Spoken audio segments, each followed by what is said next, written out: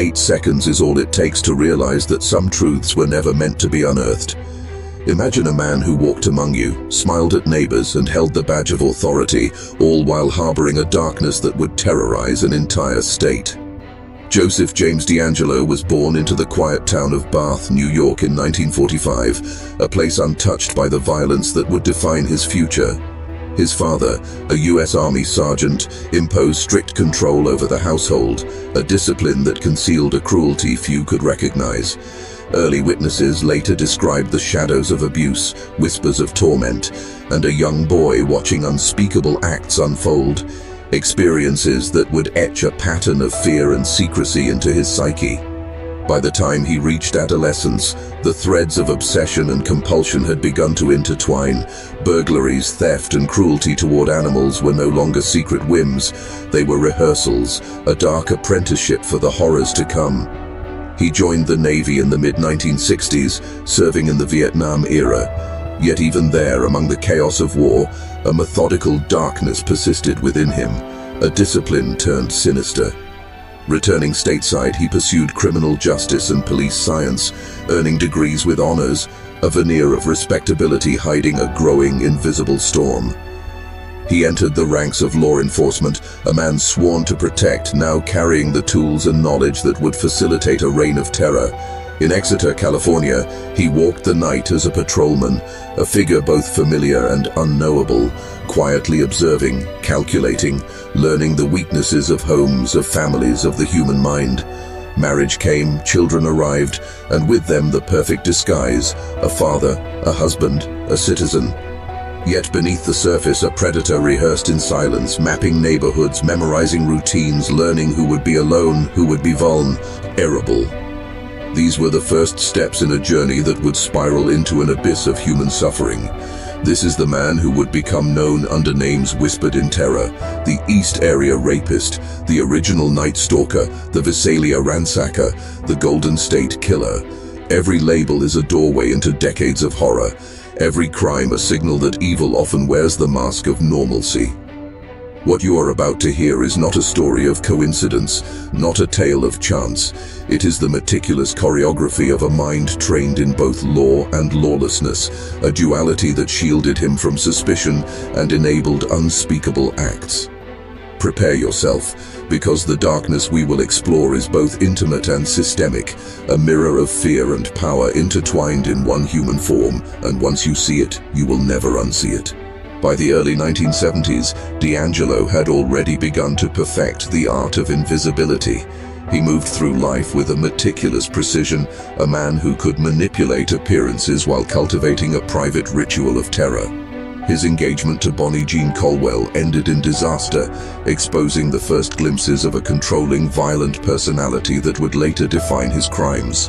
Threats, coercion, and intimidation were tools he wielded as easily as a pen or a badge.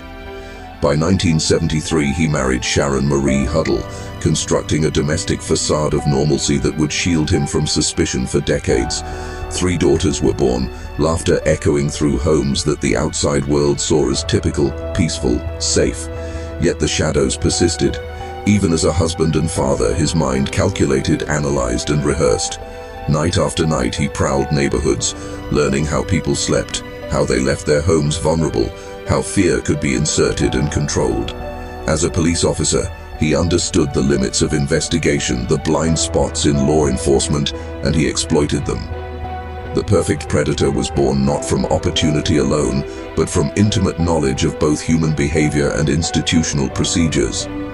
His career in law enforcement, first in Exeter, then Auburn, gave him a map of criminal tactics and investigative protocols. A simple theft could be a rehearsal, a burglary, a test of control, a victim, a study in fear. He was eventually fired for shoplifting and threats against the police chief, but even that incident revealed a chilling truth. The law could not contain him, and authority did not tame the monster within. During these years, he also explored ordinary work: computer engineering, cashiering, mechanics. But each job was a mask, a quiet interval before the storms he would unleash. Neighbors noticed his fits of rage, his loud and unpredictable outbursts. Yet few imagined the scope of his darkness. The seeds of the Area Ransacker were already sprouting, petty thefts escalating to methodical, invasive burglaries, each one sharpening the skill and cruelty that would later define the Golden State Killer. He left clues, sometimes inadvertently, sometimes deliberately. A dropped item, a rearranged piece of furniture, small signatures of control and presence, invisible to those who didn't know what to look for. Every night his mind rehearsed more than crime. It rehearsed mastery over terror, the precise orchestration of panic, submission, and helplessness. By understanding his early marriages, his employment, and the obsessive pattern of his life, we begin to see the anatomy of a predator whose darkness was as domestic as it was monstrous, a man who lived among the innocent while constructing a secret empire of fear. The night is quiet, but somewhere in the shadows a figure moves with the precision of a predator who has already mastered fear. DeAngelo's first recorded ransacking in Visalia on March 19, 1974 appears almost trivial, 50 coins taken from a piggy bank. But this was merely the opening act of a calculated symphony of terror. He did not steal indiscriminately, he curated fear. Items were scattered, underwear displayed, personal objects arranged in deliberate positions to unsettle, to signal invisible control. Blue chip stamps, coins, 6 weapons, and ammunition vanished, yet cash in plain sight was ignored. Each burglary was a lesson in psychology, a study of human vulnerability and domestic sanctity violated. 12 incidents in a single day demonstrated not randomness but obsession, the ritualistic cadence of a mind obsessed with surveillance, mastery, and power. He climbed fences, navigated parks, ditches, and walkways as if mapping the human psyche alongside physical terrain. Windows were pried, screens relocated, doors left ajar as warnings to those who might seek him. Gloves concealed the fingerprints of someone who understood both the law and how to circumvent it. Then came the escalation, violence intertwined with invasion. On September 11, 1975, Claude Snelling confronted a masked intruder attempting to kidnap his daughter. Snelling was shot and left to die. His daughter, bound and beaten, was a chilling precursor to the horrors yet to unfold. Later that year, Detective William McGowan faced the same terror, a confrontation that nearly ended his life. DeAngelo fired at close range, escaped, and left behind only fragments, flashes of a footprint, a sock of coins, a shattered flashlight. The ordinary world remained oblivious. The invisible predator slipped back into family life, into his role as father, husband, and law-abiding citizen. But each crime was not Randy. It was a rehearsal in anticipation of more monstrous acts. By 1976, the transition was complete.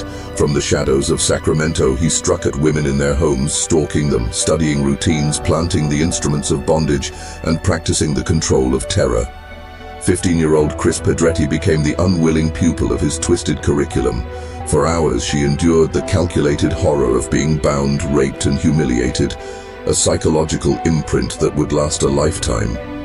DeAngelo's pattern was meticulous: reconnaissance, psychological domination, physical terror, and careful withdrawal. This was not chaos. It was architecture of fear, laid brick by brick in the homes of the innocent, in plain sight, under the guise of normalcy. By now, DeAngelo had become something no neighborhood could anticipate, a master of evil, invisible, intimate, and unstoppable, shaping the contours of terror itself, teaching us all that horror can live behind the most familiar faces, hidden beneath ordinary life. By 1978, the shadows that had long haunted Northern California solidified into something more sinister, something unstoppable. Joseph DeAngelo, now the East Area Rapist, was no longer content with burglary and intimidation. The Maggiore murders revealed the depth of his depravity and his precision. Brian and Katie Maggiore, a young couple walking their dog, were pursued through the streets, confronted and executed in cold blood. Their proximity to prior attacks no accident. A single shoelace left behind was a signature, a mark of control, a symbol that terror had a name and a pattern. By now, DeAngelo had perfected a system of psychological domination, approaching, observing, isolating, and destroying. His methods were a dark symphony of planning, control, and sadistic attention to detail. Southern California became his theater of death, the original Night Stalker emerging as a nightmare whose reach extended across Ventura, Goleta, Irvine, and Dana Point. The first attack in Goleta saw a couple bound in their home, terrorized into near panic, the intruders' whispered threats echoing like the rhythm of a death march. By December 30th, Dr. Robert Offerman and Dr. Deborah Manning lay murdered, their bindings partially removed in a grotesque demonstration of power. Manning's rings hidden, a Christmas turkey devoured, a bicycle stolen. These were not mere crimes, but rituals, marking control, sending a silent message to a world that did not yet understand it. In Ventura, Charlene and Lyman Smith were bludgeoned, wrists bound in a distinctive diamond knot, connecting back to his East Area Rapist signature. In Dana Point, the Harringtons' brutal murders revealed a level of violence so extreme the human mind struggles to comprehend it. Patrice Harrington's skull pulverized, Keith's life extinguished, the pair annihilated in a single evening of precise carnage. Each victim represent a puzzle in his psychological schema, a proof of mastery over life and death, a demonstration that the world could not anticipate, that law and order were illusions to be toyed with. By 1981, Manuela Withun and the couple Cherry Domingo and Gregory Sanchez became part of a continuous thread of terror, linking Sacramento to Southern California, burglary to rape, psychological domination to execution. Each act was a calculated extension of an inner obsession with control, revenge, and the projection of an unresolved rage. Even as communities remained blind, the forensic evidence accumulated: tattoos of terror, fingerprints of fear, threads connecting crimes across counties, years, and victims. DeAngelo's orchestration of horror was a lesson in invisibility, a demonstration that a man can live among his neighbors, marry, father children, yet simultaneously orchestrate a decade-long campaign of intimate terror. And yet the world slept, unaware that in the quiet streets, in the suburban homes, a monster with a mind like a surgeon was conducting a lesson in domination that no one would ever forget. As the 1980s dawned, the shadow of death stretched farther, and DeAngelo's reign of terror grew colder, more methodical, and more invisible. Each attack in Southern California was a meticulously crafted operation, a chilling demonstration of a mind obsessed with dominance and control. On March 13, 1980, the bodies of Charlene and Lyman Smith were discovered, bludgeoned and bound, their home a grotesque tableau of pain and submission. The bindings, the diamond knots, the careful placement of their bodies, every detail was a signature of the man who had once been a cop, a figure sworn to protect. Later that year, the Harringtons in Dana Point suffered similar fates. The bludgeoning, the bindings, the sexual assault. Each act a ritual, an assertion that fear could be measured, controlled, and repeated. Victims were not random. They were selected with precision, chosen for their vulnerability and proximity to his carefully mapped territory. Each murder carried an echo of the East Area Rapist, the meticulous invader of homes in Sacramento, but escalated into something darker: execution as punishment, domination, and symbolic power. In 1981, Manuela Withun's murder in Irvine was not merely an attack, it was an orchestration of terror, designed to haunt her surviving spouse for years, destabilize families, and imprint an unshakable fear into a community. Cherry Domingo and Gregory Sanchez were next, a couple caught in a web of stalking, binding, and bludgeoning that carried the signature of psychological control, the same knotting technique, the same ritualistic stalking behavior. Janelle Lisa Cruz in 1986 became the last known victim, a brutal punctuation mark in an era defined by unspeakable horrors. Her body, discovered by a realtor, was a grotesque display: raped, bludgeoned, teeth shattered, a pipe wrench assumed as the instrument of death, each victim's life erased with careful calculation, leaving behind a trail of horror, confusion, and fear that would linger for decades. Communities lived in quiet terror, unaware that the man responsible walked among them, unnoticed, blending seamlessly into suburban life. DeAngelo's mastery of invisibility was profound, a loving father, a dutiful husband, a quiet neighbor, while simultaneously orchestrating a decade-spanning symphony of rape, murder, and psychological terror. Each crime left forensic breadcrumbs, ligatures, fibers, fingerprints, the rare DNA evidence, and in some cases deliberate misdirection. But no law enforcement could yet connect the dots. The terror was diffuse, scattered across hundreds of miles, leaving a population paralyzed and a perpetrator emboldened. What you are about to understand, and what most of the world still does not, is that this was not merely a series of murders. It was a methodical study of human fear, obedience, and compliance, a blueprint in control, in domination, and in absolute anonymity, executed by a man who once carried a badge, enforcing law by day and redefining terror by night. For decades, law enforcement hunted shadows. The original Night Stalker, the East Area Rapist, the Visalia Ransacker, different names, same monster, each identity a veil, a mask that concealed decades of terror. Investigators chased leads that ended in dead ends, suspects cleared by alibis, DNA mismatches, or sheer luck. Each murder, each rape, each burglary left behind traces of a meticulous mind, but no single thread connected the sprawling chaos. Early sketches circulated, composite images drawn from terrified survivors' fragmented memories, yet they failed to capture the quiet monstrosity that lurked in plain sight. By the late 1970s, detectives were exhausted, communities were terrified, and the criminal remained free, laughing at their inability to understand his pattern. In Sacramento, detectives obsessed over the East Area Rapist, tracing his meticulous reconnaissance, the way he studied neighborhoods, entered homes silently, manipulated victims into submission, leaving behind a trail of psychological terror. They suspected his progression from burglary to sexual assault to murder, but the leap to Southern California remained invisible. Cases in Ventura, Goleta, Dana Point, and Irvine seemed isolated, brutal, unexplainable, but unrelated. Each investigation was siloed, the fear compartmentalized by county lines and jurisdictional boundaries, which DeAngelo exploited. Evidence piled up in dark rooms, files stacked in dusty archives, while the man responsible lived openly, raising a family, working, integrating seamlessly into the suburban fabric. Law enforcement did not understand that the crimes were not impulsive but meticulously premeditated, a psychological experiment in dominance and control executed across decades.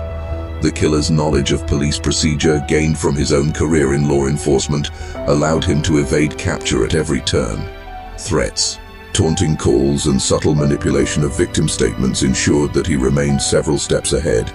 He exploited the limitations of forensic science of the era, leaving evidence that was incomplete, ambiguous, or deliberately misleading. Communities feared the night, doors were bolted, families watched shadows, and yet the man responsible was among them, blending unnoticed, unchallenged.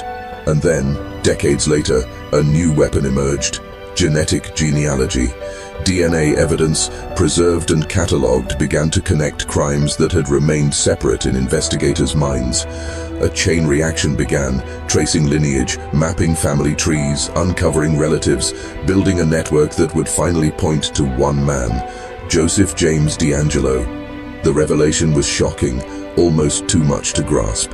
A respected former officer, a devoted father, a man who seemed ordinary, yet behind closed doors orchestrated terror so profound it would haunt California forever. The investigation, once blind and scattered, became a precise instrument of discovery, unmasking the monster hidden in plain sight for more than 40 years. The breakthrough came not from instinct or eyewitness testimony, but from the cold precision of DNA, a microscopic signature that refuses to lie. In 2017, investigators uploaded the East Area Rapist's genetic profile to GEDmatch, a public database designed for genealogy enthusiasts, never imagining it would become the key to capturing one of history's most elusive predators. Slowly, methodically, distant relatives were identified, a chain of life stretching back generations, each connection a thread leading inexorably to DeAngelo. Detectives working with genealogist Barbara Ray Venter built a sprawling family tree, tracing back great-great-great-grandparents, narrowing possibilities with surgical precision. Suspects were eliminated one by one, DNA testing confirming innocence or guilt, until only one man remained, Joseph James DeAngelo, the perfect predator hidden in suburban anonymity. In April 2018, surveillance became silent and patient. A DNA sample taken from his car door handle and later from a discarded tissue confirmed what had been feared and yet almost unbelievable. The evidence was irrefutable. The man who raised daughters, married a lawyer, worked quietly in warehouses and distribution centers, who lived a life seemingly mundane, was the Golden State Killer.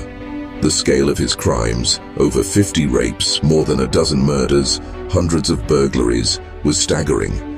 But it was the psychological mastery that terrified investigators most. He had studied victims, homes, police procedures, human behavior itself, using fear as a weapon, creating terror that lingered long after the physical assault ended. His confession, when it finally came, revealed not repentance but a fractured mind, an internal dialogue with a persona he called Jerry. A voice he claimed compelled him to commit atrocities, the chilling honesty of his words.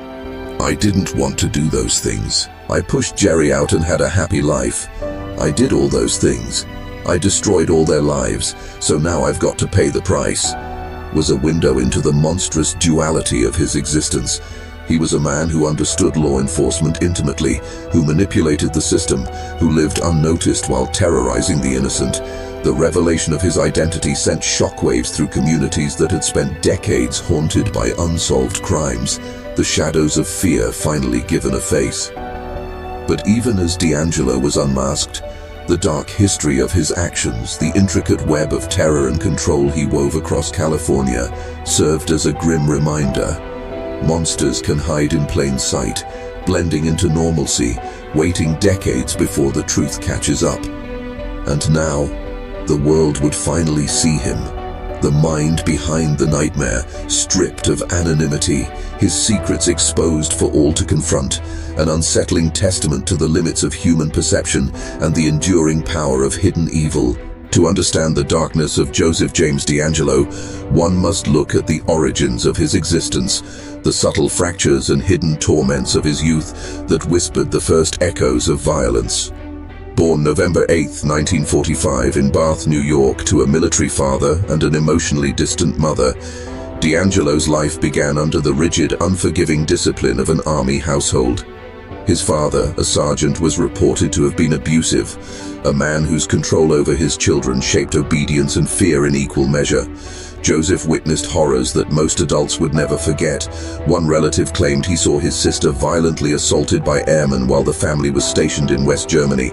Trauma like this does not dissipate. It imprints on the psyche, distorts perception, warps morality. As a teenager, DeAngelo was already crossing lines society would later call criminal. Burglary, theft, cruelty to animals. These were not anomalies, but the training grounds of a mind learning the mechanics of control, observation, and fear. He attended schools in Rancho Cordova and Folsom, earning a GED, unremarkable academically but silently absorbing lessons in stealth, patience, and human behavior. The Navy offered him structure, a temporary escape from familial chaos, but even service in Vietnam did not quell the latent darkness. He returned to California and pursued studies in criminal justice, police science, and postgraduate training, a paradoxical path. Education in law enforcement while shadows of predation lingered behind his eyes. Each course, each internship, each badge he earned would later serve not for protection, but as a mask, a means to move undetected, to study victims and authorities alike. The same man who would terrify households and haunt nightmares was once a student learning the mechanisms of justice, an ironic and chilling precursor to his decades-long campaign of terror. The seeds of control, manipulation, and domination had been planted early, nourished by trauma and reinforced by opportunity, creating a predator whose intellect and cunning would evade capture for decades. His upbringing, a crucible of abuse and observation, forged a mind capable of both ordinary appearances and extraordinary cruelty. This is the paradox at the core of true evil, the blending of normality with monstrosity. A man walking among the living while his thoughts rehearsed horror in meticulous detail. Every lesson learned, every fear absorbed as a child, every unpunished transgression became a brick in the foundation of what would later be known as the Golden State Killer. A living shadow hiding in plain sight, waiting for the world to forget, the eyes watching, the mind plotting, the terror accumulating in silence. By 1973, Joseph James DeAngelo had donned the uniform of law enforcement, a badge and gun in hand, embodying the paradox of protection and predation. He joined the Exeter Police Department, ostensibly serving the community, yet beneath the surface the same cunning and calculation that would later terrorize California were already at work. DeAngelo was assigned to the burglary unit, ironically placing him in the very position that honed his knowledge of security systems, patterns of homeowners, and investigative weaknesses. He observed the vulnerabilities of society firsthand, learning not only how to apprehend criminals, but how to exploit blind spots, how houses could be infiltrated, alarms bypassed, and fear instilled without leaving a trace. From 1973 to 1976, he patrolled the streets with an unassuming demeanor, interacting with colleagues who would later describe him as quiet, professional, even meticulous. Yet beneath this facade simmered volatility. When he was arrested in 1979 for shoplifting a hammer and dog repellent, a minor theft compared to his later crimes, he lashed out, threatening the chief of police, stalking his house, and demonstrating the first glimpses of the violent impulses that would later escalate into ritualized terror. DeAngelo's personal life intertwined with his professional facade as he married Sharon Marie Huddle in 1973, presenting the image of a devoted husband and father, while simultaneously maintaining the secret compulsions that would erupt into violence. His marriage produced 3 daughters, and his family life remained outwardly normal, even as he plotted, studied, and rehearsed terror. This duality, family man by day, predator by night, became his signature, allowing him to operate under the radar for decades. Even after being fired for theft and threats, he reinvented himself, moving through jobs as a computer engineer, cashier, and eventually truck mechanic. Each position a cover, each routine a camouflage for a mind addicted to control and manipulation.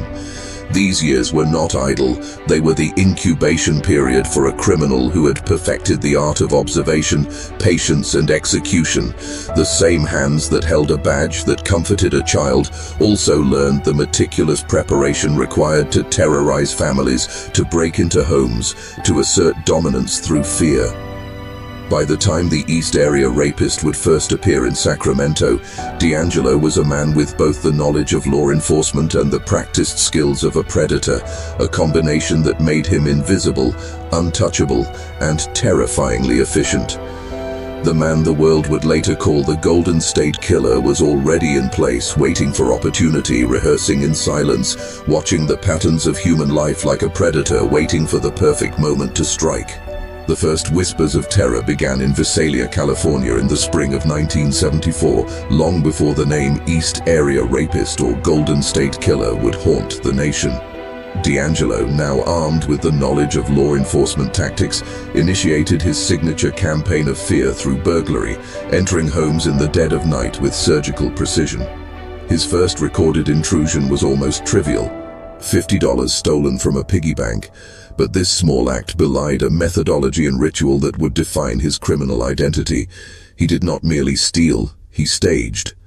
Drawers were rifled, personal effects scattered, and women's underclothes deliberately displaced, a psychological signature, a chilling mark of presence and control. He often ignored valuables in plain sight, targeting objects that carried meaning rather than monetary worth, a silent message that he was watching, assessing, and dominating. The Visalia ransacker, as law enforcement would later call him, moved like a shadow through fenced yards, across parks, and along secreted paths, exploiting blind spots with an almost obsessive attention to detail. Windows were pried but never forced beyond necessity. Escape routes left open, screens discarded, and warning items placed conspicuously to announce his presence without capture. He wore gloves, left no fingerprints, and yet left a trail of fear, a psychological footprint that extended far beyond the material theft. Over 20 months, he amassed over 100 burglaries, honing patience, timing, and the quiet escalation of terror. Then came the first act of lethal aggression, the murder of Claude Snelling in September 1975.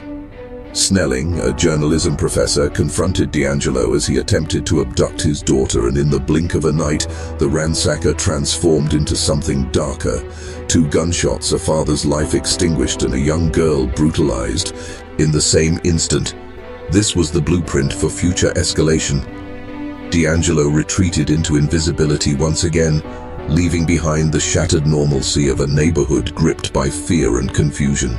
Police intensified stakeouts, rewards were offered, yet he eluded capture, mastering the art of observation, of manipulating law enforcement through misdirection and the illusion of chance. Even as families slept, he moved in silence, studying patterns, exploiting human vulnerability, preparing for the next stage of horror. The burglaries were not just practice, they were a ritual, a psychological warfare that normalized control, anticipation, and terror in the mind of a predator who had learned to blend with society, to appear as neighbor, father, and lawman while secretly perfecting the methods of a serial monster. By late 1976, DeAngelo had migrated north to Sacramento, carrying with him the patience, precision, and darkness forged in Visalia. Here his crimes escalated, evolving from burglary into the calculated terror of the East Area Rapist. He studied neighborhoods like a strategist, observing patterns, noting routines, and identifying homes where women were alone or couples presented an opportunity for control. His first attacks were surgical. He entered houses through unlocked windows or quietly pried them open, a flashlight piercing the darkness, hands steady, heart absent. Victims were awakened with threats, knives pressed to throats, gun barrels trained on their most intimate fears. He bound the men, often forcing them to restrain their partners, while he inflicted prolonged, ritualized sexual assault on women. Blindfolds, gags, and tightly bound wrists became his signature, tools of psychological domination. The women were not merely victims of physical assault, they were subjected to hours of terror, humiliation, and control, left numb and broken long after the assailant vanished. In some instances, he would rearrange furniture, move items, or eat food in the kitchens he invaded, a signature not of necessity but of presence, asserting dominance and leaving a mark that would haunt survivors forever. Sometimes he would return, telephone the homes, and manipulate victims with a quiet, invisible hand, maintaining fear long after the immediate assault.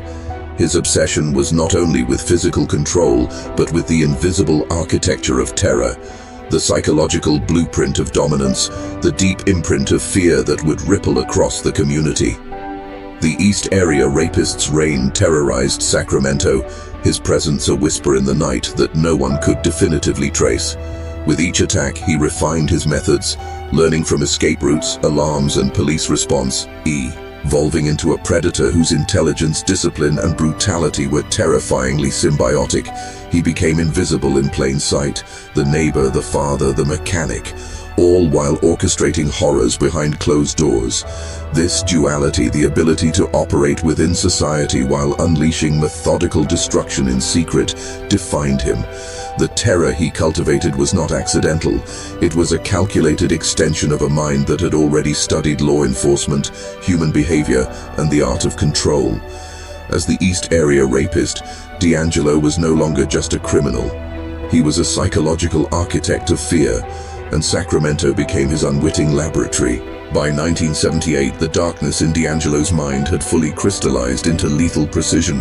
The Maggiore murders would mark a shift from terror to irreversible death. Brian and Katie Maggiore, a young Sacramento couple, walked their dog that fateful night, oblivious to the predator who had been observing, calculating, waiting for the perfect moment. He confronted them in the shadows, a confrontation that escalated into a chase and execution-style killing. Shoelaces, a seemingly mundane detail, became a silent signature at the scene. a haunting echo of his East Area Rapist bindings. The Maggiores did not survive, and their deaths reverberated as a grim testament to his evolution, the transition from terrorizing and controlling to claiming life itself. This was no longer a man merely inflicting fear. He was a sculptor of death, turning neighborhoods into theaters of silent horror, where every shadow might conceal a threat, every night could hide the predator in plain sight. DeAngelo's move to Southern California in 1979 would escalate his violence further, inaugurating the era of the original Night Stalker. In Santa Barbara, his first attempts to kill were thwarted by alert neighbors, a temporary reprieve. But soon he would perfect the cold calculus of murder. Victims were bound, bludgeoned, or shot in their own homes, intimate spaces transformed into arenas of death. Dr. Robert Offerman and Dr. Deborah Manning, professionals living ordinary lives, were discovered slain, their apartment violated in every imaginable way. Personal property disturbed, food consumed, jewelry hidden. The precision, the ritual, the knowledge of the victim's habits suggested not random violence but meticulously orchestrated control. The murders in Ventura, Irvine, and Dana Point followed the same terrifying pattern. Couples were attacked in their homes, women were raped, men were restrained, and the killer left symbols, knots, and personal touches that connected him to his previous crimes. A silent signature that only years later DNA would fully confirm. Patrice and Keith Harrington, new to their lives as a married couple, had no warning, no chance. Bludgeoned to death in their gated community, their deaths were brutal, intimate, and purposeful. Each act carried his psychological fingerprint: control, terror, domination, and the meticulous staging of violence. For over a decade, DeAngelo moved with impunity, every attack reinforcing his mastery of fear, his understanding of human fragility, and his ability to manipulate the world around him while remaining unseen. These killings were no accident. They were deliberate, a progression in a lifetime dedicated to secrecy, obsession, and murder, leaving communities shattered, lives erased, and a trail of darkness only fully understood decades later. DeAngelo's crimes were not merely physical. They were psychological symphonies of fear and control, orchestrated to dominate the very essence of his victims' lives. Each home he entered became a theater of terror, each encounter meticulously planned to exploit the vulnerabilities of the people inside. He studied neighborhoods for months, learning routines, noting which houses held single women, which had couples, which windows were left unlocked, which doors were easily breached. The stalking was ritualistic, peering into windows, planting objects to observe reactions, making phone calls to establish familiarity, an invisible hand guiding his victims' daily movements long before his entry. He manipulated perception itself. Victims often believed they were alone, safe, unaware that every step they took had been anticipated by a predator who measured not just their schedules but their fears. His bindings, knots, and blindfolds were more than control. They were symbols of his domination, lessons in helplessness, psychological branding on the very souls of those he terrorized. When he escalated to murder, the same principles applied. He entered homes with the cold efficiency of a surgeon, leaving behind evidence that was at once personal and obscure, taunting investigators while ensuring that each scene carried his invisible signature. From Sacramento to Ventura, Dana Point to Irvine, the killings followed a rhythm only he could hear. A cadence of terror that connected disparate locations into a web of calculated chaos. The public saw random acts of violence. Law enforcement saw isolated incidents. Only decades later would DNA and meticulous genealogy reveal that every event, every broken lock, every whispered threat, and every fatal encounter was linked to a single mind, a single lifetime of darkness. DeAngelo's ability to blend into ordinary life was chilling. By day, a fat her, a husband, a mechanic. By night, a monster cloaked in normality. Friends, neighbors, family, even his wife and children were blind to the duplicity, trusting in the mask he wore, unable to imagine the horrors he unleashed when unobserved. This duality was not accidental. It was the product of an intricate psychological control system he developed over decades, honing the art of deception while embedding terror in every act. To truly understand Joseph James DeAngelo is to confront a fundamental truth about hidden evil. It often wears the face of normalcy, and mastery over perception can conceal the darkest impulses for years.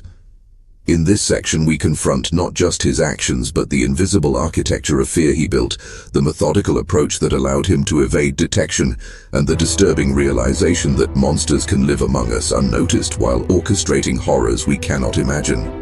The story of Joseph James DeAngelo begins not with murder but with burglary, the quiet and sinister beginnings of a mind being forged in darkness. In Visalia, California, between 1974 and 1975, the city became the canvas for his first acts of criminal artistry.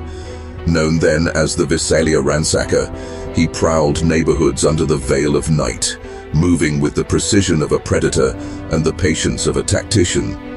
The first recorded ransackings were almost absurd in their attention to triviality. A piggy bank here, a pair of earrings there, blue chip stamps, foreign coins. Items of no great value yet carefully selected and removed, as though each theft were a ritual of power.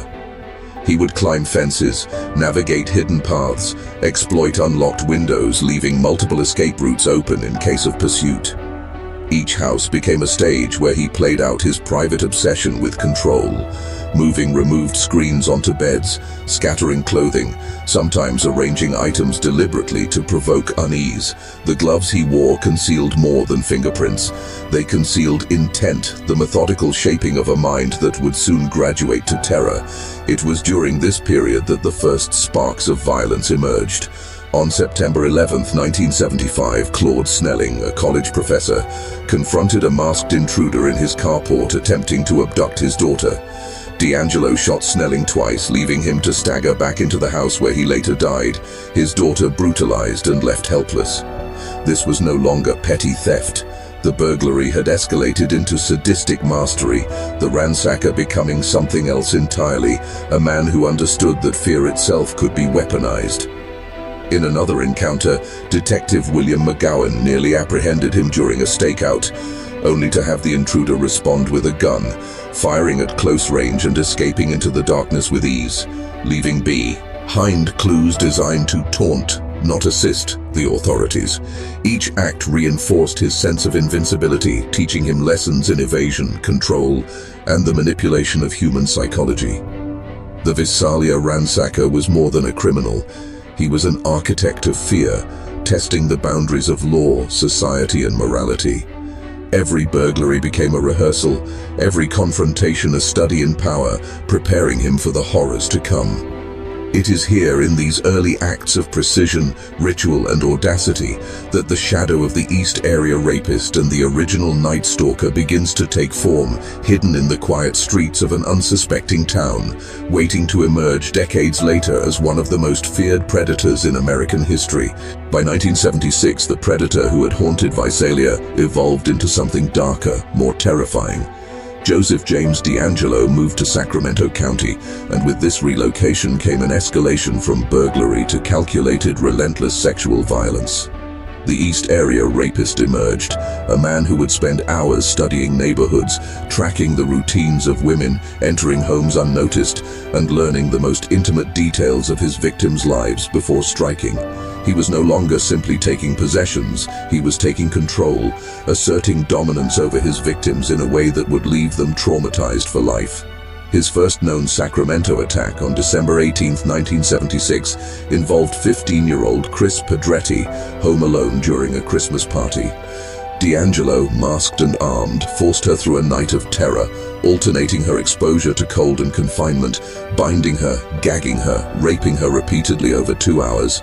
Pedretti would later recount not just the physical horror, but the psychological torment of being questioned by authorities afterward, a second and third victimization inflicted by a system unprepared to understand the depth of such evil. His methods were meticulous. He would stalk homes for days, sometimes weeks, making phone calls, unlocking doors in advance, and even placing ligatures for later use. He adapted, responding to media reports, shifting from targeting women alone to couples, forcing men to watch while he violated their partners.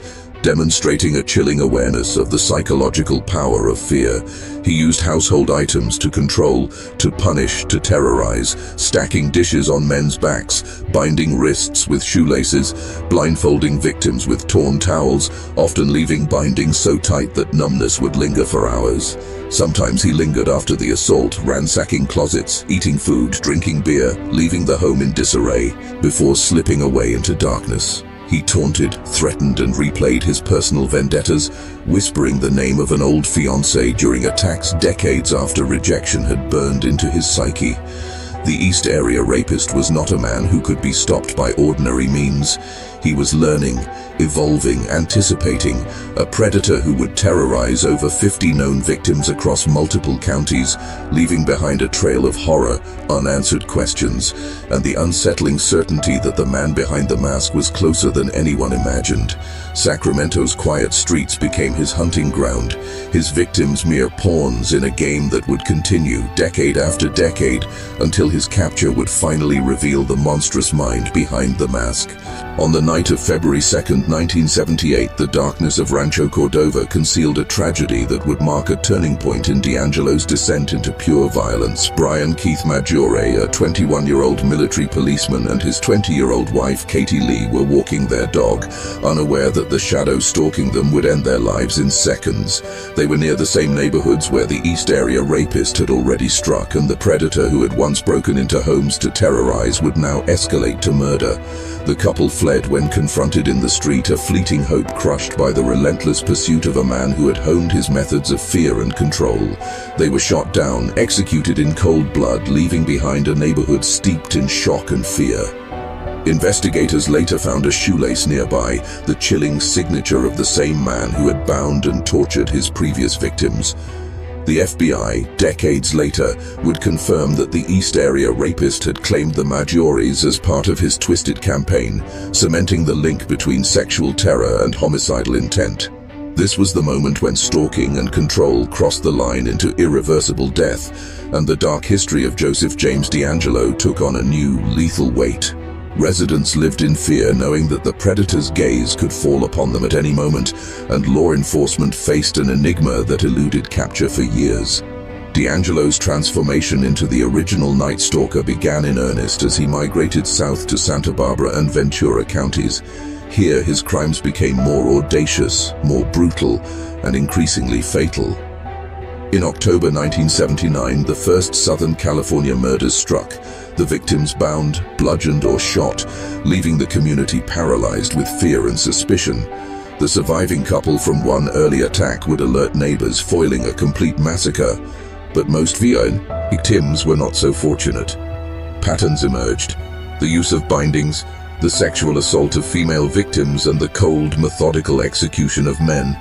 Each crime scene bore the hallmarks of a man who studied human behavior with clinical detachment, someone who combined forensic knowledge, police training, and psychopathic control into a perfect predator. The killings spread through Ventura, Irvine, Dana Point, and beyond, leaving trails of terror and unanswered questions.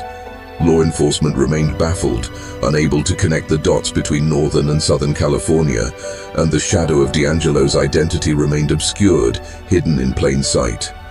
The Maggiore murders were a harbinger of the dark mastery to come, signaling that the man known as the East Area Rapist had crossed into a realm where control alone was not enough. Death would now complete his dominion over victims and the unsuspecting communities he hunted.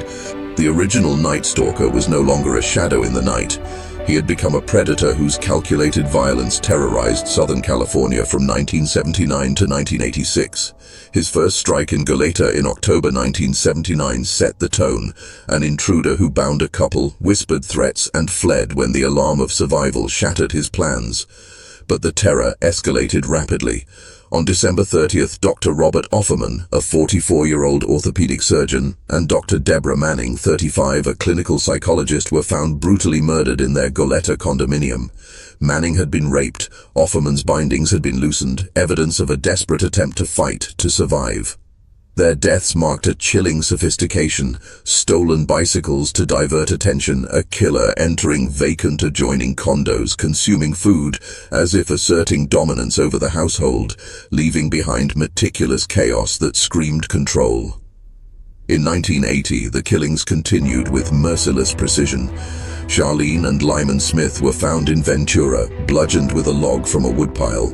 Her wrists bore the infamous diamond knot, a signature of the East Area Rapist, now haunting Southern California as a lethal symbol.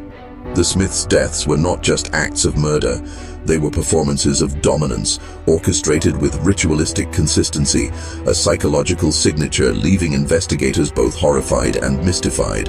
That same year in Dana Point, Keith and Patrice Harrington were beaten so savagely their faces were pulverized, the cruelty bordering on ritual. Patrice had been raped. The bindings, though present, hid no weapon, no easy explanation. DeAngelo's knowledge of human fear, his police training, and his meticulous attention to control allowed him to choreograph horror on a scale previously unseen.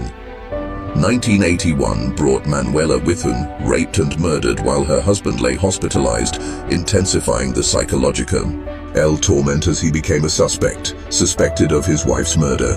Cherry Domingo and Gregory Sanchez were attacked the same year, evidence suggesting the male victim resisted, possibly identifying the killer, yet no neighbors intervened. Each act deepened DeAngelo's mastery over fear, exploiting isolation, exploiting procedural gaps, exploiting humanity itself. By 1986, Janelle Cruz's murder epitomized his evolved cruelty: raped, bludgeoned, her house staged to conceal evidence, a pipe wrench the likely murder weapon. DeAngelo's calculated terror had evolved into a system of absolute dominance, a psychological blueprint that few could trace. Southern California was his canvas, his crimes a dark symphony, and law enforcement remained blind to the link, unable to connect decades of terror from Visalia to Dana Point. Every victim, every binding, every footprint and discarded item were pieces of a hidden manuscript written by a mind both methodical and monstrous, leaving behind a story that would take decades to decode, and a legacy of fear that would forever haunt the communities he touched. For years, law enforcement stumbled in the shadows, chasing ghosts that moved faster, smarter, and more cruelly than they could comprehend. The Visalia ransackers' early burglaries, the East Area Rapists' relentless assaults, and the original Night Stalkers' Southern California massacres were threads of a single terrifying tapestry that authorities could not yet see. Each department operated in isolation: Sacramento, Ventura, Goleta, Dana Point. Competing jurisdictions and bureaucratic walls fragmenting the truth. Investigators collected sketches, fingerprints, partial evidence, but DeAngelo's methodical discipline left little for them to trace. He studied police procedures, exploiting weaknesses in patrols, witness reporting, and neighborhood alert systems. Each attack followed patterns that misled even the most experienced detectives. Items moved but not stolen, bindings precise but not always consistent, threats whispered yet messages contradictory. Victims' testimonies were fragmented, memory blurred by trauma, fear, and confusion. Police followed leads, surveilled neighborhoods, and conducted stakeouts. Yet the predator's awareness of surveillance always seemed one step ahead. In Visalia, when Claude Snelling was shot after confronting a masked intruder attempting to kidnap his daughter, the city's sense of security shattered, yet the ransacker vanished into night. Detective William McGowan, pinned in a garage by gunfire and threatened with death, barely survived an encounter that exposed the escalating brutality.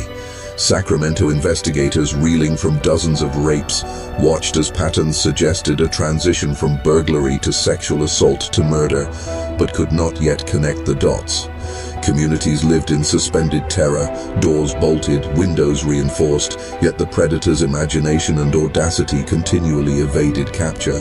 The media labeled him East a rapist, or original Night Stalker, names that struck fear but offered no understanding of the intelligence behind his terror. As decades passed, DNA technology advanced, witness sketches faded, memories dimmed, but the underlying truth remained. One man, a former police officer, had mastered a system of fear, control, and evasion that defied conventional law enforcement. He did not merely commit crimes. He orchestrated psychological warfare, testing boundaries of law, human trust, and societal order. Investigators were blind to the full scope, unable to perceive the singular mind behind the chaos. Communities and police alike were caught in a suspended nightmare, each clue partial, each attack a message of dominance. Little did they know the breakthrough would not come from traditional detective work, but from an entirely new frontier, genetic genealogy, the very science of ancestry and bloodlines, wielded like a scalpel to dissect decades of deception, revealing a predator hiding in plain sight, a man whose name would shock the world and whose crimes would redefine fear itself. By the 2000s, law enforcement faced a paradox.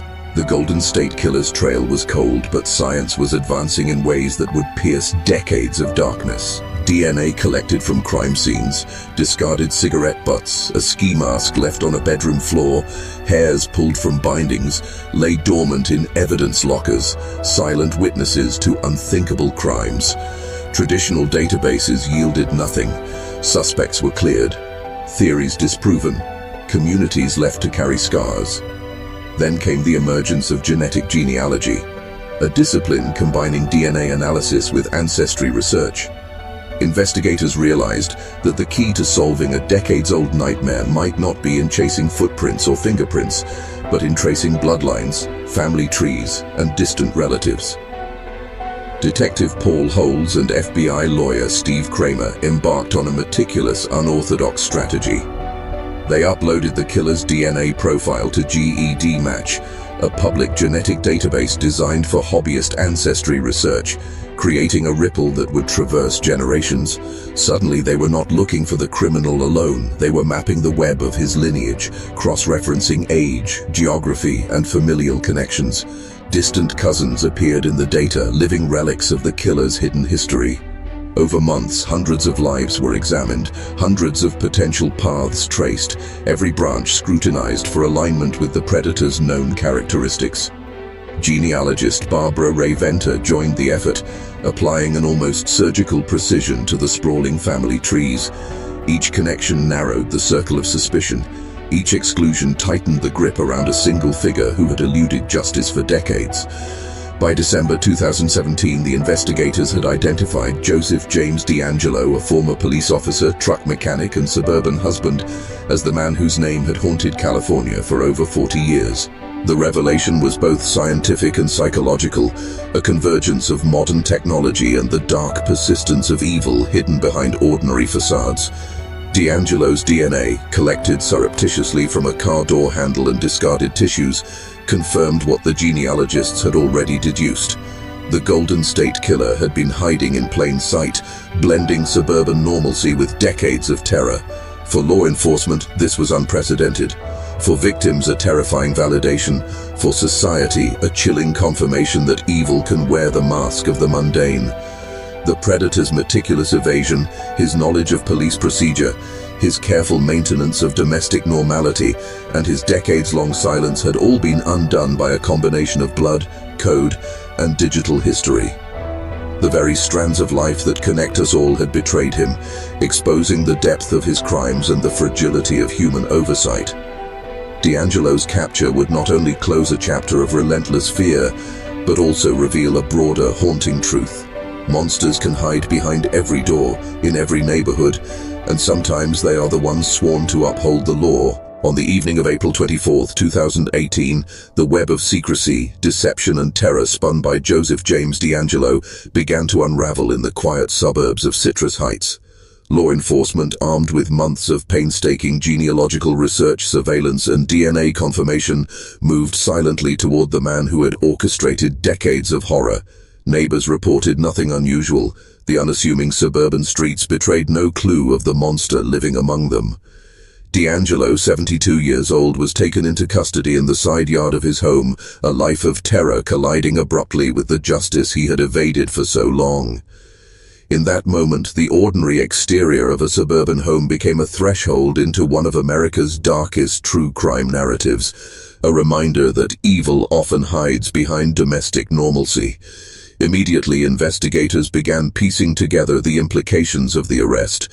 The Golden State Killer's decades-long campaign of fear, murders, rapes, kidnappings, and burglaries had finally been traced to a single mind. Questions swirled in every direction. How could a man who had served as a police officer commit such atrocities undetected? How had he maintained a family, a career, and social facades while leaving a trail of suffering across the state? Prosecutors and detectives understood that the forthcoming legal battles would not just be about convictions. They would be about exposing the full depth of one man's capacity for calculated violence. Inside interrogation rooms, DeAngelo would speak cryptically, referring to an inner personality he called Jerry, suggesting a compartmentalized psyche that allowed him to live as a suburban husband while committing unspeakable crimes. The statements were chilling, almost casual in their detachment, as if acknowledging a separate self was the only means to rationalize decades of horror. Meanwhile, the public and media grappled with the enormity of the revelation. The Golden State Killer, a figure who had haunted nightmares for generations, was no myth, no distant phantom. He had existed in the open, exploiting the trust of a community, the vulnerabilities of victims, and the limitations of law enforcement, leaving a legacy of fear intertwined with normalcy. The arrest was only the beginning. Each document, photograph, crime scene detail, and DNA match became a weapon to reconstruct the timeline, the psychological profile, and the deliberate choices that defined his reign of terror. For the victims and their families, the arrest opened old wounds, forcing them to relive horrors that had been suppressed for decades. For society, it posed a stark, uncomfortable truth. Evil can exist hidden within the mundane, and justice can be delayed, but rarely denied. DeAngelo's capture would trigger a long, meticulous unraveling of a criminal life that had shadowed California for over 40 years, a descent into darkness now illuminated by the cold, unyielding light of forensic science. Once inside the interrogation room, the calm veneer of Joseph James DeAngelo began to crack, revealing the fractured psyche that had allowed him to orchestrate decades of terror. Alone, he spoke of a personality he called Jerry, an internal entity he claimed had compelled him to act, a voice he could not resist. I didn't have the strength to push him out. He made me, he went with me. It was like in my head. He's a part of me, he muttered, words that sent chills through the investigators. This was not the rant of a common criminal. It was the calculated, disturbing rationalization of a man who had lived two lives simultaneously, one as a suburban father, husband, and former officer, the other as a predator who terrorized California. The meticulousness of his crimes now seemed inextricably linked to his ability to compartmentalize, to disassociate, to live with a moral amnesia so profound it enabled mass violence. Detectives began cross-referencing his cryptic admissions with decades-old unsolved cases, observing how each detail he casually confirmed connected to cold files, witness statements, and DNA evidence. The confession illuminated a methodical mind. Each burglary, each break-in, each attack was premeditated, rehearsed, and executed with near-military precision. He spoke of stalking neighborhoods, selecting victims after prolonged observation, calling them days in advance, learning their routines and controlling every element of the crime scene. Yet despite this, he presented himself as mundane, as ordinary, reminding investigators that evil often masquerades behind banal appearances. The revelations extended beyond the mechanics of his crimes. They entered the realm of psychological horror. DeAngelo described a life lived in secret shadows, one where he could indulge the darkest impulses while maintaining social normalcy, a duality few could fathom. He even spoke of the thrill of dominance, the intoxicating power over victims, and the careful orchestration that allowed him to avoid capture for decades.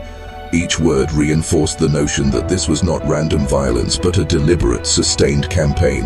A man who had systematized terror across multiple counties, always remaining one step ahead. Law enforcement recognized that understanding the mind of DeAngelo was as crucial as the evidence itself. He embodied the darkest aspects of human ingenuity applied to criminality, cunning, patience, and meticulous planning intertwined with moral detachment and unchecked desire. For the world outside that interrogation room, the story of Joseph James DeAngelo was evolving from myth into a horrifyingly real chronicle, a blueprint of evil that had hidden in plain sight, leaving devastation in every shadowed home he entered. Beneath the unassuming facades of suburban houses in Citrus Heights and Long Beach lay the hidden life of a man the world would later know as the Golden State Killer. From the outside, Joseph James DeAngelo appeared as a devoted husband, a father of 3, a man who balanced work with family responsibilities, a neighbor who waved politely and smiled. Inside, however, these homes held the echoes of an intricate web of secrets, carefully compartmentalized and protected from prying eyes. Investigators discovered that his daily routines, his employment as a truck mechanic, his friendships all served as camouflage, a meticulously constructed armor hiding decades of terror. His property in Citrus Heights, where he had lived with Sharon Huddle and their daughters, became a focal point for forensic teams who searched for artifacts, traces, and lingering evidence of the life he led in parallel with his crimes. Each room, each closet, each corner was examined for the hidden clues that could illuminate the darkness of his psyche. It was here that the ordinary transformed into the extraordinary, where everyday objects, furniture, household items, even discarded clothing, could potentially tie back to unsolved burglaries, rapes, and murders spanning more than a decade. The investigators began to map his movements, connecting geographic patterns between his residences and the sites of his crimes. They found correlations between commuting routes, his work locations, and the neighborhoods where victims were attacked. This suburban normalcy had been a shield, a perfect disguise allowing him to blend in, an almost invisible predator hiding behind the banality of middle-class life. But the breakthrough came not from eyewitness accounts or traditional detective work. It came from the convergence of cutting-edge forensic science and genealogy, using DNA from decades-old crime scenes. Law enforcement uploaded profiles to public genetic databases, cross-referencing DeAngelo's genetic footprint with distant relatives. Slowly, painstakingly, a family tree emerged, 25 branches, thousands of names, until only one person remained, a man whose DNA could not lie, whose presence connected the unsolvable cases into one horrifying narrative. DeAngelo's suburban normalcy, his camouflage, had finally been pierced. The man who had spent years appearing harmless now faced the inescapable truth. Every crime, every broken window, every bound victim, every life destroyed would be laid bare. And the revelation was almost cinematic in its irony. The very society he had hidden in, the very suburban neighborhoods that had given him anonymity, became the stage for his unmasking. In the quiet streets he once walked unnoticed, the weight of his decades of terror would finally be confronted piece by piece, DNA by DNA. For the world, it was the fall of a phantom. For the families of his victims, it was the long-awaited answer to questions that had haunted them for decades. The breakthrough that finally unraveled Joseph James DeAngelo's decades-long reign of terror came not from witnesses, not from intuition, not from chance. It came from a quiet, almost invisible thread of genetic information stretching across generations. Investigators, armed with DNA samples collected from old Ventura County crime scenes, uploaded the profiles to GED Match, a public genealogy database. This was uncharted territory, a digital map of family connections, an atlas of bloodlines that no criminal could evade. Within weeks, distant relatives were identified, individuals who shared great-great-great-grandparents with the unknown killer. Each match was a tiny revelation, a spark illuminating a path that led deeper into the darkness. A team of 5 investigators working alongside genealogist Barbara Ray Venter meticulously constructed family trees, tracing branches that stretched back into the 1800s. Each branch was examined, cross-referenced with ages, locations, occupations, and known behaviors, slowly eliminating the innocent and honing in on a single man whose life fit every data point. The process was surgical, combining the precision of science with the patience of obsession. Eventually, a tree emerged with about 1,000 names, but only one person's profile matched the chilling mosaic of crime scenes, stolen DNA, and historical patterns. That person was Joseph James DeAngelo. But the revelation was not instantaneous justice. It was a calculated, almost clinical confirmation. Authorities knew that acting too quickly could alert him, could erase the final threads of evidence, so they moved with caution, observing him, gathering secondary DNA evidence without his knowledge, a discarded tissue in the trash, a touch on a car handle. Each sample became a nail in the coffin of anonymity he had carefully constructed for decades. When those samples returned match to the crime scene DNA, the hidden life of the man once considered an unassuming neighbor, father, and worker was finally exposed. The convergence of genetics, technology, and relentless human inquiry had finally lifted the mask, revealing the chilling truth beneath the suburban normalcy. DeAngelo, who had prowled neighborhoods, stalked homes, terrorized families, and eluded justice for decades, was now fully in the crosshairs of the law. And what the world saw next was a cautionary revelation. The reach of hidden forces, the persistence of science, and the inevitability of truth. Even the most disciplined, cunning, and seemingly invisible predator could not outrun the final, inexorable hand of discovery. For the families, for the victims, for the silent witnesses of his terror, this was a moment where hidden truths finally began to breathe in the open, a revelation that had the power to change lives forever.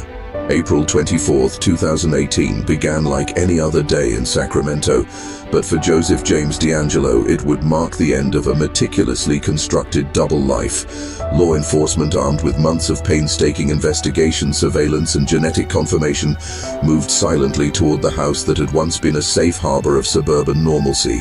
DeAngelo, 72 years old and unaware that the invisible net of justice had finally closed around him, was still living with the illusion of anonymity. Deputies approached the side yard of his home, hearts steady but minds alert, knowing that decades of terror were contained within the walls of this ordinary residence. When they arrested him, the man who had once terrorized entire counties, who had prowled houses, bound couples, and extinguished lives, was calm, almost eerily detached.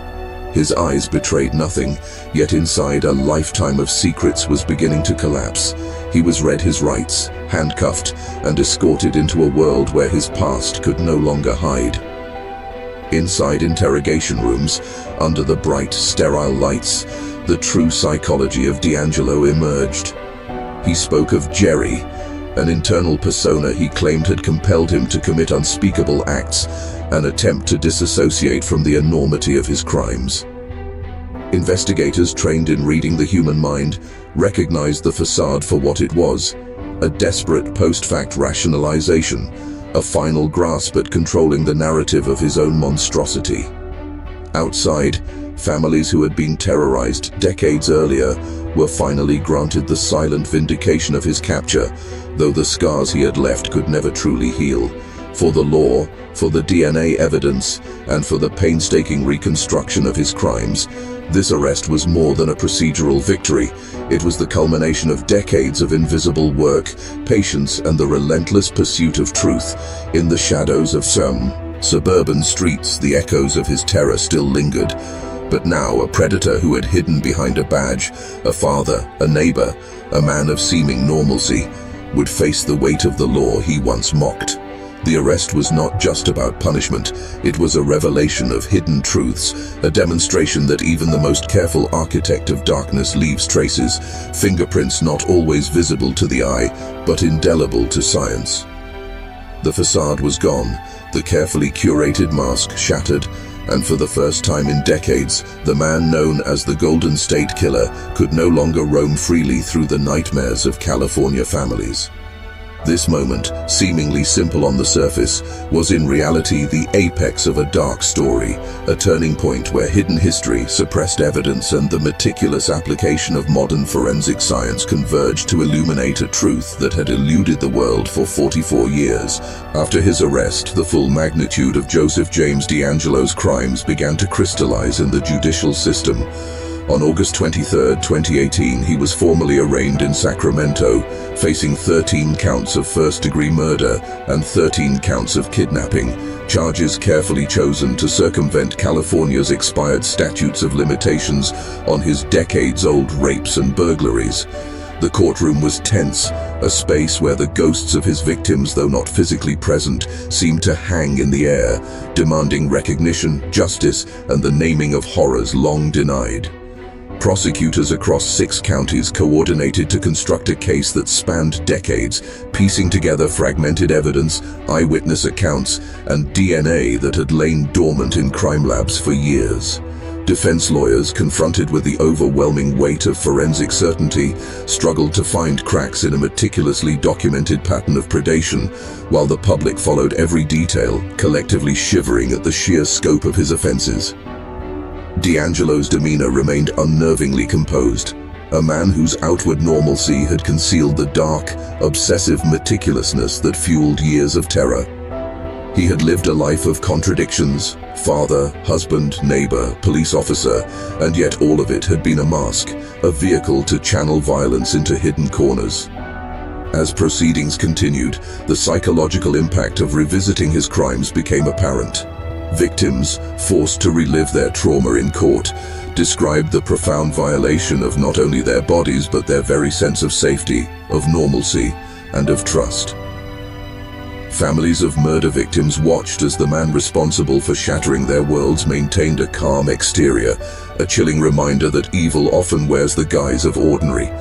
Prosecutors meticulously presented evidence linking DeAngelo to the Visalia ransacker burglaries, the Area Rapist assaults, and the original Night Stalker murders, establishing an almost ritualistic pattern of stalking, binding, raping, and killing, punctuated by taunts and psychological cruelty.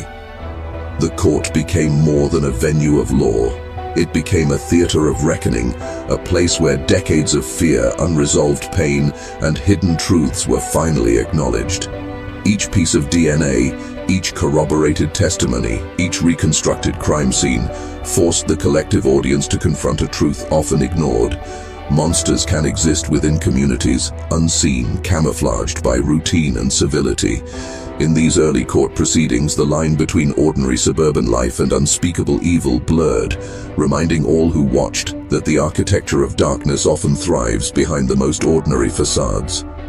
DeAngelo, for the first time, would face scrutiny unshielded by his own careful deception, and the nation would witness the dismantling of an illusion that had persisted for more than 40 years. By June 2020, the courtroom's tension had become almost unbearable as Joseph James DeAngelo offered a plea that would spare him the death penalty but force him to confront the full weight of his actions. He confessed to 13 counts of first-degree murder, 13 counts of kidnapping, and admitted to numerous rapes and burglaries with chilling calm, revealing a mind that had long compartmentalized unspeakable acts into patterns and rituals. Each confession peeled back a layer of the man who had hidden in plain sight for decades, exposing not only the crimes themselves but the cold, meticulous thought behind them. Prosecutors meticulously documented how he selected victims, stalked neighborhoods, and exploited his intimate knowledge of law enforcement to evade capture. In recounting his assaults, DeAngelo offered a clinical, almost detached narrative, punctuated occasionally by cryptic references to an inner persona he called Jerry, a voice he claimed drove him to commit his crimes. Whether a genuine dissociation or an attempt to externalize guilt, the invocation of Jerry painted a portrait of a mind deeply fractured, where accountability and identity were contested territories. Victims and their families sat in stunned silence, forced to hear details of abductions, bindings, and rapes described in meticulous chronological order, each revelation a dagger reopening wounds long thought scarred. The plea bargain also required DeAngelo to acknowledge crimes never formally charged, a mechanism that legally sealed his accountability while providing a rare, full narrative of his multi-decade spree. Beyond the legal strategy, this admission offered insight into the predatory psychology of a man who had once walked the streets as a protector, a former police officer whose knowledge of procedures and investigative techniques became weapons of terror. The courtroom became a theater of revelation, not only documenting the acts themselves, but exposing how society, institutions, and law enforcement had been manipulated and deceived. His calm demeanor contrasted sharply with the horror of the narratives, creating an unsettling cognitive dissonance. Here was a man whose outward normality masked decades of violent obsession, a predator who had weaponized routine and familiarity. Psychologists and criminologists observing the proceedings noted the extreme control, ritualization, and escalation evident across his crimes, a stark example of organized predation intertwined with psychological compulsion. As the plea was entered, the judge and prosecutors were left with the challenge of translating decades of hidden evil into the legal consequences of a lifetime, while the nation collectively grappled with the disturbing truth that such darkness could remain unseen, woven into the fabric of ordinary neighborhoods. The admission of guilt, while legally procedural, carried the weight of centuries of unspoken horrors, the kind that linger in memory, reshape perception, and remind every man watching that evil can thrive behind the most mundane facade, invisible until it strikes with irrevocable force. On August 21, 2020, the sentence was pronounced: 13 consecutive life sentences without the possibility of parole. The courtroom, thick with silence and tension, absorbed the gravity of decades of terror finally codified into unyielding justice. For the victims and families, the moment was both closure and continued agony. The detailed recounting of abductions, rapes, and murders replayed in their minds, leaving emotional scars that no legal verdict could erase. DeAngelo, a man who had once been a figure of ordinary authority, a former police officer and husband, sat unmoved, his expression an almost clinical mask over decades of concealed violence. Psychologists observing the proceedings noted the profound dichotomy: a man capable of profound evil, yet outwardly banal, living unnoticed in the fabric of suburban normality. The sentences were symbolic, a statement that no camouflage, no manipulation of systems could absolve a predator of the full weight of their crimes. In his brief statement, DeAngelo offered a muted apology. "I've listened to all your statements, each one of them, and I'm truly sorry to everyone I've hurt." Yet his words felt hollow against the vast catalogue of suffering he had inflicted, a reminder that remorse cannot undo predation measured in decades. Beyond the courtroom, law enforcement reflected on the unprecedented nature of the investigation. The meticulous use of forensic genealogy, the patience of decades-long surveillance, and the unrelenting pursuit of truth that eventually cornered a man who had skillfully exploited gaps in the justice system. The case highlighted systemic vulnerabilities, how knowledge of police protocols, procedural blind spots, and suburban complacency can be weaponized by someone living undetected among ordinary citizens. Experts emphasized the lessons hidden within this darkness, that evil often wears a mask, and abnormality and institutions must constantly evolve to detect patterns that defy immediate logic or expectation. The victims' courage, their willingness to testify and relive trauma, became a counterbalance to decades of silence and fear. As DeAngelo was transferred to California State Prison Corcoran, the world outside grappled with a haunting realization. For years, terror had walked beside ordinary life unnoticed, its presence invisible, until it erupted into violence. Each testimony, each DNA match, each painstaking investigation revealed not only the crimes but the broader architecture of deception and control. The chilling reminder that darkness often thrives where observation is lax and human behavior is trusted without scrutiny.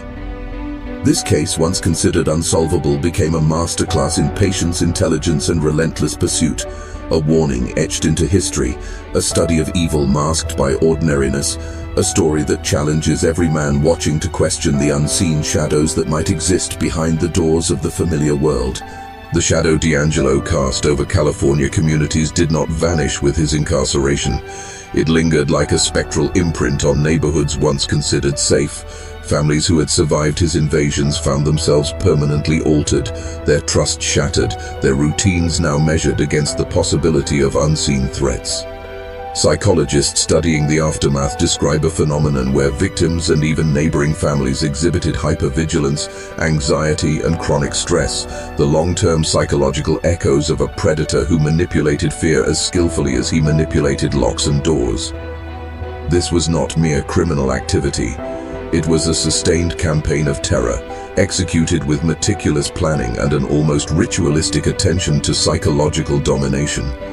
Every binding, every blindfold, every whispered threat during his attacks was calculated to strip autonomy, to implant vulnerability into the psyche of his victims. Communities learned, painfully, that evil could be invisible and methodical, that someone capable of murder and sexual assault could also be a neighbor, a former law enforcement officer, a father, blending seamlessly into society. DeAngelo's crimes forced law enforcement to reevaluate assumptions about offender profiles, challenging decades of criminology that suggested violent offenders were visibly unstable or socially isolated. His case demonstrated the terrifying efficacy of anonymity cloaked in ordinary life. The idea that a predator could study, stalk, and strike without raising immediate suspicion. Beyond the personal trauma, there was a societal awakening. The creation and expansion of forensic DNA databases, legislation mandating felon DNA collection, and the adoption of genetic genealogy as a law enforcement tool, previously seen as experimental. These measures were both protective and revealing, uncovering patterns of piety or predation that had remained hidden for decades. Yet there remains a gnawing unease. How many threats still go undetected because they operate within the same quiet spaces where trust is presumed? For every DeAngelo identified, there may be others, blending into communities, exploiting procedural gaps, understanding human behavior in ways most people cannot perceive.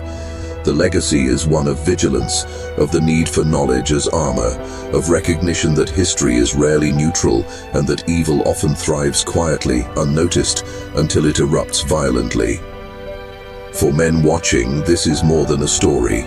It is a lesson in perception, awareness, and the understanding that darkness can live beside the familiar, that mastery over one's environment requires not just strength, but insight into the unseen. The Golden State Killer's life is a testament to the terrifying capacity for human duplicity and the persistent vigilance required to guard against it. DeAngelo's genius, if it can be called that, lay in his ability to merge criminal instinct with a procedural mind honed in law enforcement. He treated stalking and observation as a science, mapping neighborhoods with the precision of a cartographer, noting the comings and goings of potential victims, identifying vulnerabilities in architecture and routine.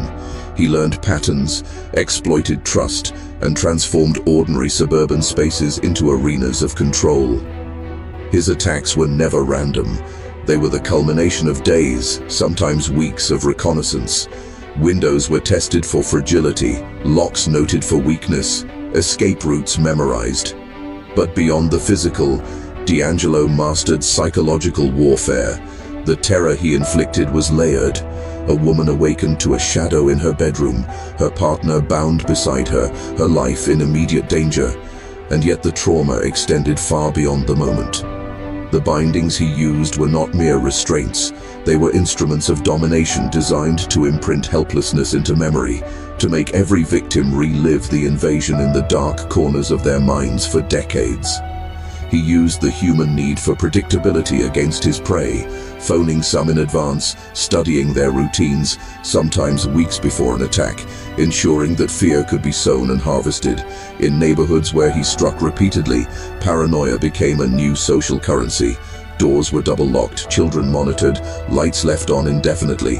And yet DeAngelo himself maintained the facade of normalcy. A husband, a father, a mechanic, never drawing suspicion.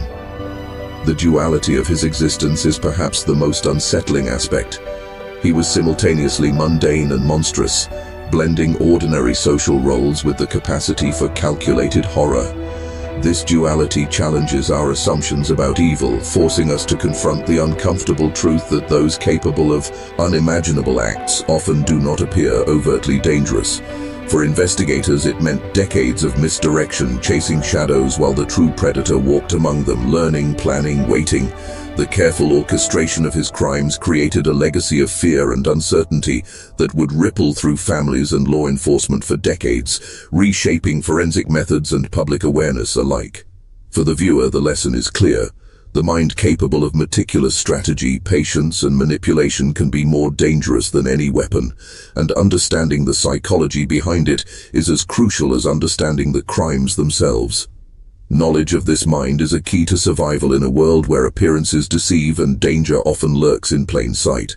For decades, Joseph James DeAngelo eluded justice with an almost supernatural invisibility, moving through life unnoticed while leaving chaos in his wake. Law enforcement chased leads, suspects, and red herrings, often failing to connect the dots across counties, victims, and years. The East Area Rapist, the Visalia Ransacker, the original Night Stalker, multiple names, multiple personas, all pointing to a single elusive predator. DNA evidence in the early 2000s began to reveal the horrifying truth. These monsters were one and the same, but it was not merely science that solved the case.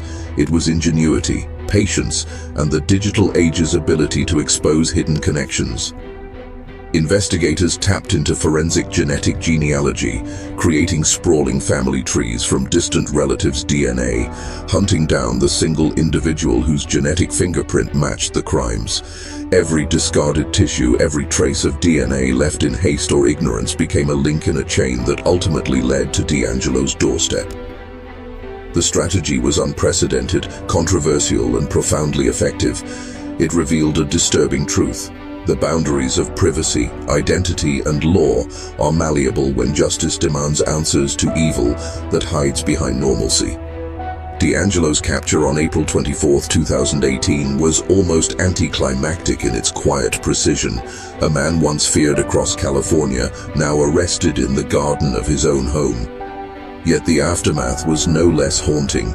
He had committed decades of unspeakable acts with methodical calculation, leaving victims forever scarred, families shattered, and law enforcement haunted by what might have been prevented. When investigators revealed the method of his identification, the creation of vast genealogical maps to track a single predator, public fascination merged with unease. Here was a man whose crimes were so meticulously planned, so psychologically sophisticated, that only decades of technological and forensic advancement could unmask him. The implications extended beyond crime. They suggested that evil can exist in plain sight, unrecognized, and that our systems of detection are perpetually one step behind the most cunning minds. For those who study the mind of DeAngelo, the lesson is chilling. Calculated evil does not need notoriety. It requires only patience, planning, and the exploitation of ordinary trust. Every detail, every methodical act becomes a lesson in both horror and the limits of human foresight. As you watch, understand the magnitude of what remained hidden, and consider how often danger walks unnoticed, cloaked in familiarity and routine, waiting for its moment. Inside the sterile walls of the Sacramento courtroom, decades of terror and manipulation converged into a single horrifying reckoning. Joseph James DeAngelo, once a man cloaked in normalcy, now faced the weight of a lifetime of atrocities, each detail meticulously catalogued by investigators and victims alike. The courtroom became a stage for the darkest truths of human behavior, a space where the sheer magnitude of his crimes could no longer hide behind anonymity. Over days of victim impact statements, the air thickened with grief, rage, and disbelief as survivors recounted the indelible scars left by his methodical terror. DeAngelo sat silently, a man stripped of pretense, his carefully constructed identity unspooling under the relentless exposure of truth. His confession, part cryptic, part chilling, referenced a persona he called Jerry, an inner shadow that compelled him to commit unspeakable acts. I didn't have the strength to push him out. He made me. He went with me, he murmured, attempting to externalize his own monstrosity. The statement revealed a mind fragmented by denial, manipulation, and self-deception, offering a rare glimpse into the psychology of a predator who had lived a double life for decades. Yet even as he claimed this internal coercion, the evidence told a story of meticulous planning, patience, and predatory cunning. DeAngelo had stalked neighborhoods, memorized routines, and weaponized fear with precise cruelty. In a plea bargain designed to avoid the death penalty, he admitted to murders, kidnappings, and rapes that spanned years, a confessional that blended accountability with strategic self-preservation. The court heard names, dates, locations, each revelation a hammer blow to families left in ruin. As he expressed a brief apology, it rang hollow to those who had suffered in ways words could scarcely capture. The true weight of his crime, Mez was not only in the acts themselves, but in the decades-long evasion of justice, the invisible terror he imposed on entire communities, and the calculated normalcy of his public life. For observers, this was more than a trial. It was a masterclass in understanding the anatomy of hidden evil, the systems that fail to detect it, and the devastating human consequences when it thrives unchecked. The sentencing marked a formal end, yet the psychological echo of his reign remains, a grim reminder that darkness can hide behind ordinary faces, waiting patiently for the world to catch up. The life sentences without parole were a societal assertion of justice, yet they cannot repair the invisible wounds etched into every survivor and witness, leaving an enduring legacy of fear and vigilance. The aftermath of DeAngelo's capture reverberated far beyond the courtroom, shaking communities that had lived under a shadow of fear for decades. Families once fractured by grief now confronted the staggering realization that their tormentor had walked freely among them, unnoticed, ordinary, even trusted. The neighborhoods of Sacramento, Visalia, and Southern California became haunted not only by memory, but by the chilling awareness that evil often wears the guise of normalcy. Investigators reflected on the years of near misses, the misidentified suspects, and the investigative blind spots that allowed DeAngelo to evade justice for so long, highlighting systemic failures in communication, forensic technology, and societal assumptions about who could commit such crimes. The story of DeAngelo became a grim lesson in vigilance, illustrating how institutions can inadvertently protect the very predators they are meant to stop. Victims, long silenced by trauma, began to reclaim their voices, but the psychological toll remained profound. Many struggled with trust, relationships, and the subtle, lasting imprint of terror, while some became advocates, shaping policies around DNA collection, victim support, and law enforcement transparency. Public fascination surged, a mix of horror and morbid curiosity, as the Golden State Killer case revealed the convergence of meticulous criminal planning and the failures of societal structures to anticipate it. True crime enthusiasts and psychologists alike dissected his methods. The stalking, the ritualized bindings, the taunting phone calls, the shifting targets from women alone to couples. Each detail exposed the intricate mechanics of a mind capable of compartmentalizing normal life with unspeakable violence. At the same time, genetic genealogy emerged as a revolutionary tool in modern criminology, showing how dormant cases could be solved through the careful tracing of family trees and DNA connections, a practice both celebrated and ethically debated. Communities grappled with fear and resilience, while law enforcement agencies studied the Golden State Killer's timeline, motives, and methods as a cautionary guide for future investigations. DeAngelo's case became a dark mirror, reflecting human capacity for evil hidden behind banal daily routines, a reminder that appearances are deceiving, and that the cost of ignorance can be measured in lives forever altered. The legacy of his crimes is both a warning and a call to action, to question, to observe, and to confront the uncomfortable truths lurking beneath ordinary facades. For men drawn to secrets, power, and mastery over hidden forces, his story is a study in the anatomy of malevolent cunning and the societal oversights that enable it. As you digest these truths, remember the shadows are not always distant. They can exist next door, quietly waiting. Comment below. Shadow knows, shadow rules twice if you understand the gravity of hidden threats and the vigilance required to recognize them. The story of Joseph James DeAngelo, the Golden State Killer, concludes not with justice fully served, but with a dark illumination of human capacity for deception and evil. As he sits in California State Prison Corcoran, each life he destroyed serves as a silent witness to decades of terror, manipulation, and meticulously planned violence. The facades of normality, the devoted husband, the mechanic, the neighbor, are shattered, revealing the horrifying truth that monsters often walk among us unnoticed, blending seamlessly into society. Yet his capture also marks the triumph of patience, innovation, and relentless pursuit of truth. The evolution of forensic science, from traditional DNA testing to cutting-edge genetic genealogy, exposed the intricate threads linking decades of crimes, showing that even the most cunning predator leaves traces that cannot escape scrutiny forever.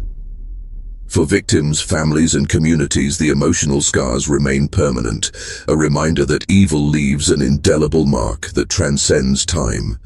This case challenges assumptions about safety, about the people we trust, and about the systems we rely upon to protect us.